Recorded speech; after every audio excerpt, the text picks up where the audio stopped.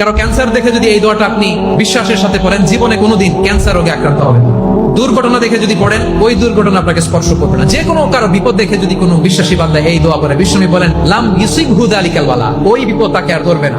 অনেক সময় আমরা দেখি হাসপাতালে ক্যান্সারের 3rd স্টেজে চলে গেছে, লোকটা হ্যাংলা হয়ে চিকন হয়ে হায়রে কি কষ্ট পায়, দেখি না? বিষ্ণু বলে একটা দোয়া যদি কেউ অন্যের কোন বিপদ দেখে পড়ে, ওই বিপদ তার জীবনে কখনো আসবে না। অনেক সময় হয় যে আমরা মহাসড়ক দিয়ে যখন চড়ি, দুর্ঘটনায় আইরে আল্লাহ, দুর্ঘটনায় মানুষের মাথা একদিকে দেহ আরেকদিকে, এরকম হয় না? আল্লাহ তুমি হেফাজত করো। বিশ্বনবী বলেন এই দুর্ঘটনা দেখে কেউ যদি এই দোয়াটা পড়ে, তার জীবনে সে কোনোদিন এরকম অ্যাক্সিডেন্টের সম্মুখীন হবে না। শুনবেন, বিশ্বনবী বলেন অন্যের বিপদ দেখে কেউ যদি পড়ে আলহামদুলিল্লাহিল্লাযী আফানি মিম্মা বাতালাকা বিহি ওয়া ফাদ্দালানি আলা কাসীরিন মিম্মান খালাকা তাফদীলা, মানে প্রশংসা সে আল্লাহর, যে আল্লাহ তাআলা তোমাকে যেই জিনিস দিয়ে পরীক্ষা করেছে আমাকে ওইটা থেকে বাঁচিয়ে দিয়েছে।